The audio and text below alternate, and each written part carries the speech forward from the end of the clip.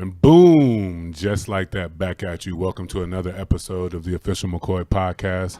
I am the official McCoy, as far as I'm concerned, Jelani McCoy, and we are brought to you by No Coast and Officialized Media. Let's get straight into the proceedings, ladies and gentlemen. In NFL news, the Jaguars fired offensive coordinator Nathaniel Hackett. I know Nathaniel Hackett, although I guess he was a big deal. He's the offensive coordinator, but he had Blake Bortles for a quarterback.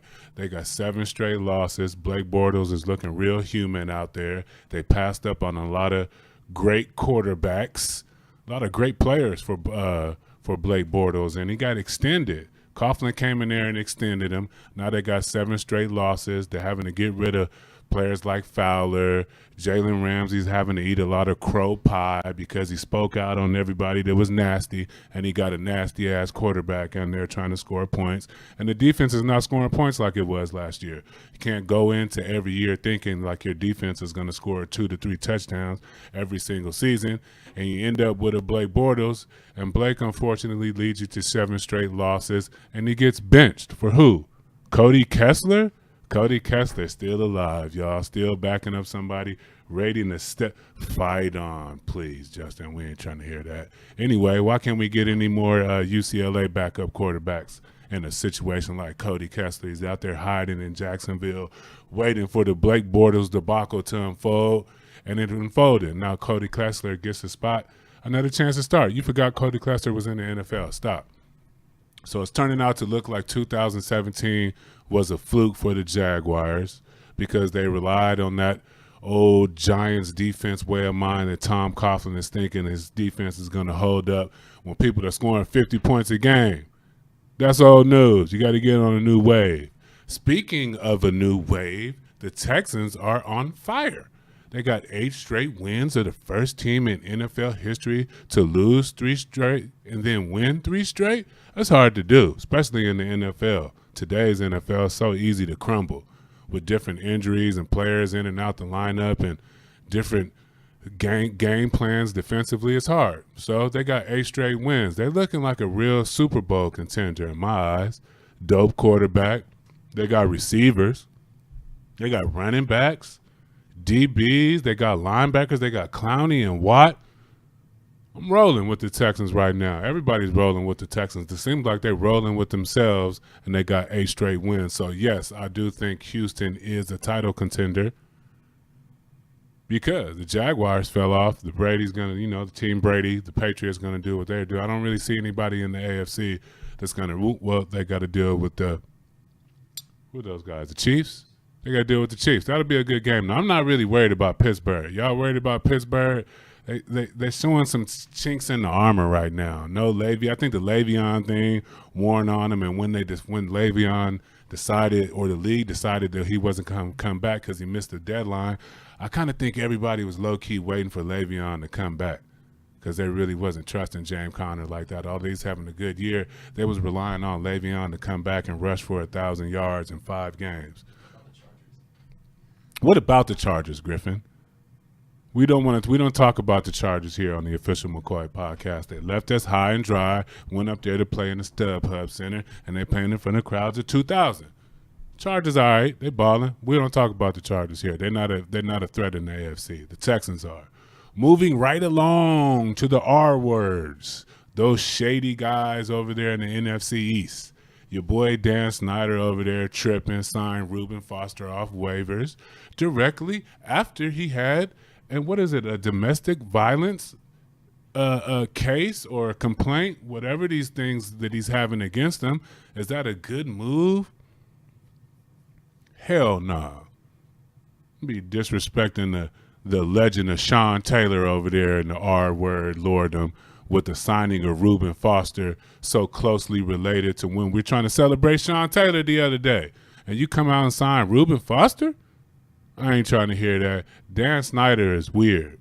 You know how we feel on the official podcast. We try to say nice things, but Dan Snyder is over there in that weird category. He don't want to change the name of the team, and he's always pulling these pioneer maverick moves that don't really make sense. I'm cool on Dan Snyder. I hope Only thing I'm worried about in the R word land is if Alex Smith, San Diego kid, gets to play football again. Moving right along to the Browns Bagels Hugh Jackson threesome. Man, they got that boy Hugh in the middle of an Oreo, he's like a stuffed Oreo going back and forth in Ohio. Did he even move residence? I don't know if Hugh even had to move his residence. Browns it's interesting over there in the Browns. They got Baker Mayfield over there acting a damn fool. He said, "Good job, good game." Yeah, that was brief. I didn't feel like talking. You or him? Me. I don't know. Left Cleveland, goes down to Cincinnati. I don't know. It's just somebody that was in our locker room asking for us to play for him and then goes to a different team. We play twice a year. Everybody can have their spin on it, but that's how I feel. No, I mean, it's just like any rivalry game. That's just how it is now. That's how I'm going to treat it every time we play them, but it's nothing, there's no hate. That's just how it is. That's how I'm going to treat it, and I think that's how our team should treat it too. What's the problem, Baker? He's winning, right? Baker Mayfield stats with Hugh Jackson, 6 games, 8 touchdowns, 6 interceptions. Not bad, right? It's a rookie quarterback. First-year quarterback, not bad. Without Hugh Jackson, 9 touchdowns, 1 interception. Then he throws his shade over at Hugh. What's going on? The boy, the player, I don't know his name, he gave the ball to Hugh. It was an awkward moment. There's a lot of awkward moments over there in Cleveland in the Hugh Jackson threesome, little 2-step, 3-step, whatever you want to call it. Are they really mad at Hugh they showed Hugh the door. They gave him his pink slip. Are we really mad at Hugh Jackson? Is he supposed to turn down another job across town because of the Cleveland Browns, Cincinnati Bengals rivalry? That don't make no damn sense. That ain't no rivalry. I mean, the Browns, they just now cracking with Baker, but they was winning 1 and 2 games. I mean, the Bengals, at least they were going to the playoffs every year and losing. So that ain't no rivalry when you don't win. Stop it. Just because you're crosstown rivalry, if you ain't winning no games, that ain't no rivalry. Speaking of not winning games, to tank or not to tank, the 49ers, the Raiders, the Cardinals, believe they're all 2-9. And as a former athlete, I want to give a couple thoughts on tanking for the first pick. Now, if there's a clear first pick transcending talent that is in the draft that you know you're going to have for 10, 15 years, whether it be a quarterback, a Khalil Mack, a Saquon Barkley type, you know these guys, they're balling this year. A Watson, if you got a guy like that, you tank, especially in football. Ain't nothing else to do. You send your best horses out there to get hurt at the end of the season because of all the new rules and, you're not winning. And when you're not winning in football, you're not going to the playoffs. I don't think guys be giving up, but I think guys be playing not to get hurt, which is also dangerous as a professional athlete. Have I ever experienced a team or organization instructing players not to win? Yes, I have. They do it in a variety of ways, too. They'll mix up the lineups on you. They'll put in guys, toward the end of the bench. See, they're being developed. They're going with the younger guys. I was squeezed out. I got called into a conversation in the office, mid-season, even before mid-season, where they hit you with we're going to go in a different direction. When you're a veteran, and as a veteran, you're guaranteed so much money based off your years of experience.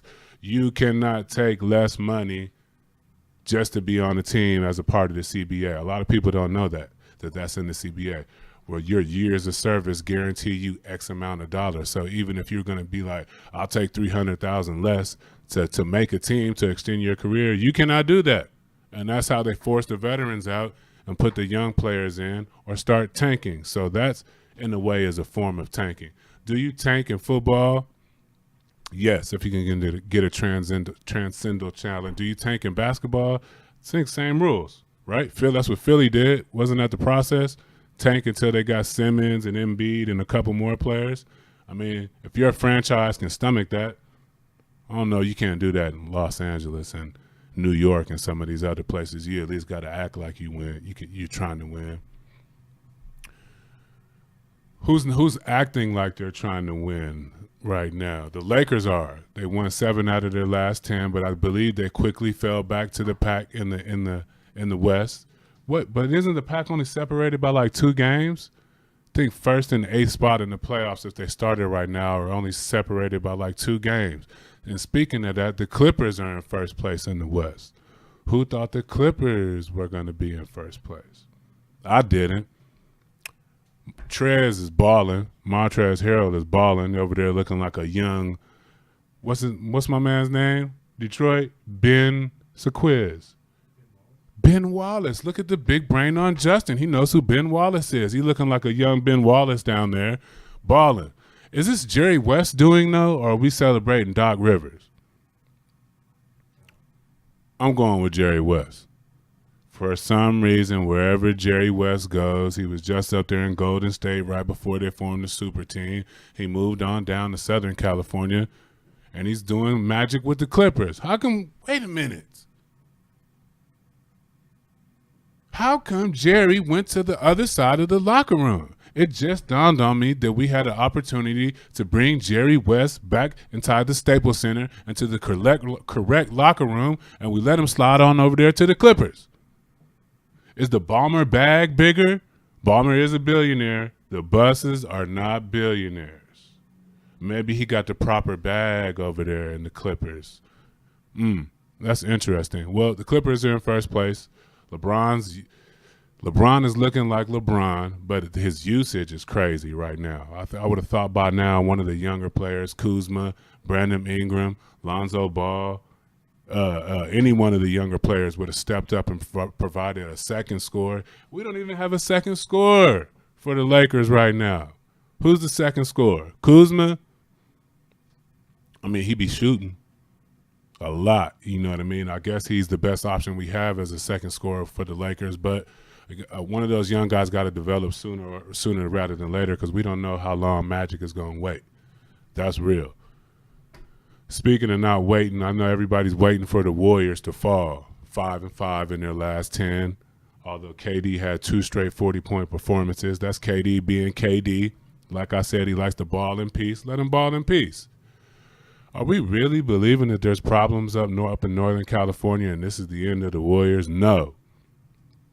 No, not at all. Don't forget Boogie Cousins is still looming over there, chomping at the bit, ready to get on the court. And it's still the Warriors. They still got 5 All-Stars. Dog, stop playing with me. Steph Curry's not playing.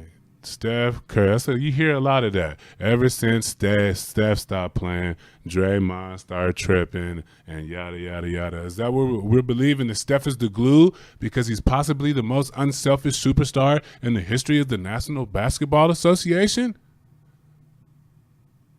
Yes. Justin staying away from it. Griffin says yes. I think it is what it is. Are they going for a three-peat? The year of the three-peat is tough. When I played for the Los Angeles Lakers, that's when the whole Shaq and Kobe thing happened. That's when everybody else gets their money. The guys on the end of the bench start getting their extensions and their looks at real money based on the fact that they've been a part of a championship team. And you start having these little problems. Injuries start happening like toes and little nagging injuries. Man, it makes me think of something else happening in the NBA scope. Dwight Howard has a situation with a nagging injury that you might want to look up into. It's NBA news. You just look into it. Dwight Howard is out a couple games with a particular injury, and there's some issues going on with Dwight that you might want to look into. Dwight got to look into that himself, see what's going on. But we gonna transition this thing right on into Kemba Walker. Kemba Walker is frying. What's up with Kemba, man? We got to free Kemba. We got to remember back in the day they had the free KG thing. When KG was down there losing his best years in Minnesota, they printed up the free KG shirts. And now I think that we need to print up some free Kemba shirts. Kemba's playing out of his mind. He's made the most contested threes in the league. You know how you guys love your beloved three-pointers. Kemba's not a big man, so they're always hanging on him. He's 5th in scoring, and he's 1st in the ESPN's plus-minus, real plus, whatever ESPN.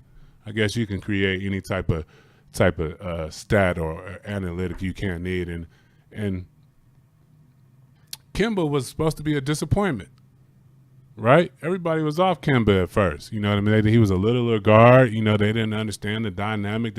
He only won championship by himself at UConn, didn't he? Came close. Had a big-time Final Four. You guys don't remember that. But Kemba had a big-time Final Four that kind of catapulted him into that draft position that he got drafted. So, you know what? This is the advantage of playing in a smaller market, to be honest with you. If Kemba was doing this as a Laker or in New York and they waited around for 3 years and Kemba wasn't cooking, he'd be in trouble. They'd be talking down on Kemba. I'm happy for Kemba. Free Kemba Walker, man. Get him up out of Charlotte. Mike being greedy. Don't want to let Kemba shine. I ain't mad at him. That's about the only thing he got going down there in Charlotte. But Kemba is in the long lines of Charlotte Hornet guards. Have you noticed that?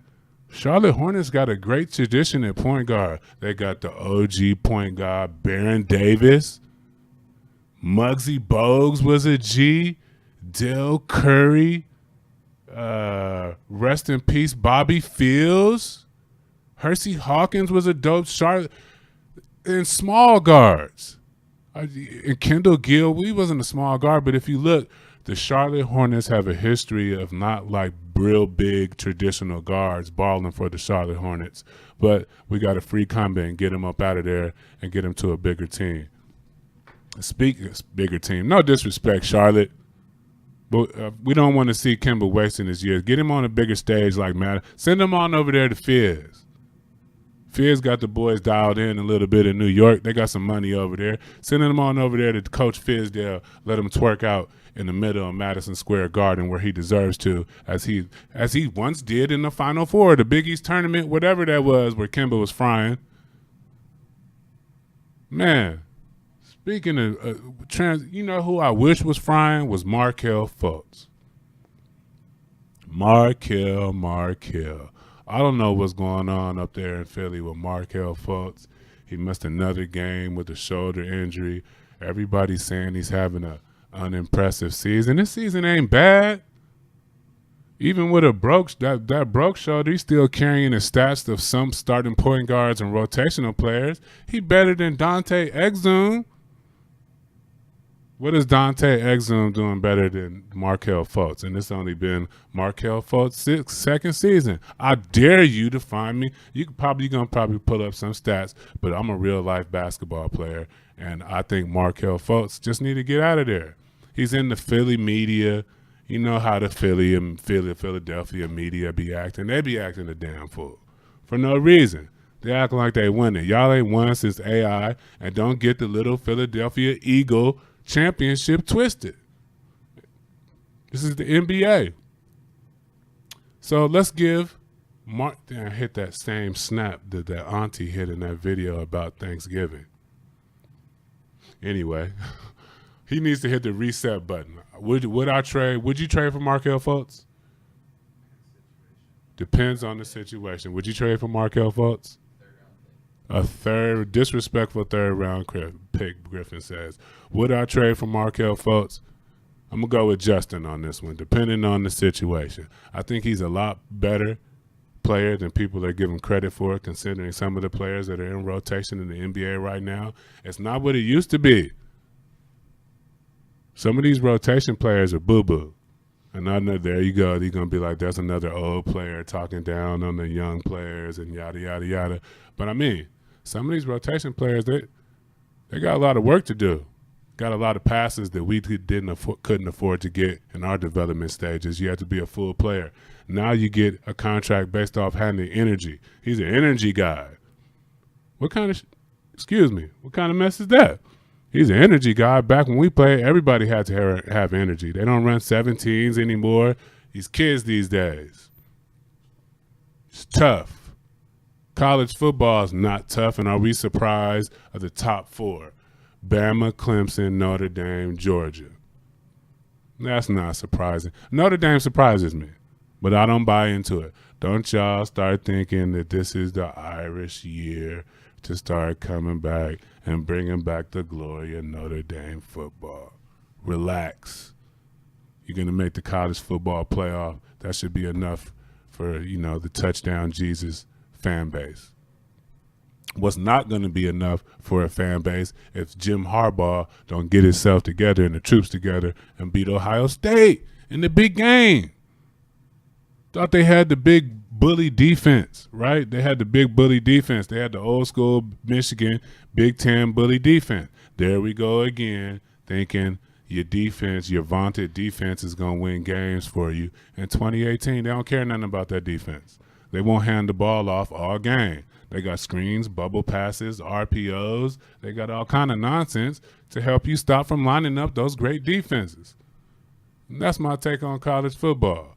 Harbaugh, are they going to fire Harbaugh? Who are you replacing Jim Harbaugh with at Michigan? Right?